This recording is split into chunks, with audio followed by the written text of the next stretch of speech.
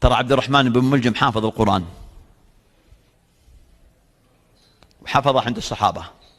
ترى عمران بن حطان يروي الحديث وهو من رواة البخاري، من رواة السنة في البخاري رواياته، لكنه كان يمدح عبد الرحمن بن ملجم الذي قال فيه: وهو قاتل علي ضربة من تقي ما أراد بها إلا ليبلغ من ذي العرش رضوانا إني لا أذكره يوما فأحسبه أوفى البرية عند الله ميزانا. لا يغرك من حفظ القرآن والسنة على غير فهم السلف الصالح في تطبيقها، فالعبرة بالعمل على طريق الأولين أبو بكر وعمر وعثمان وعلي. هذه النتيجة. فلما رباهم النبي صلى الله عليه وسلم على ذلك، انظر أقرب بيت النبوة زوجته أم المؤمنين كان هو وإياها ويحذرها، يقول: يا عائشة الذين يتبعون ما تشابه منه ابتغاء الفتنة وابتغاء تأويله أولئك الذين سمى الله فاحذروهم. يحذر من؟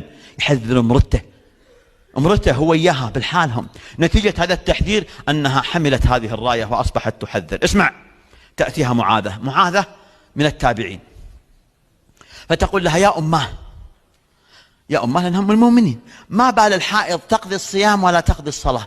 سؤال فيه شيء؟ أسألكم أنا، هذا السؤال فيه شيء؟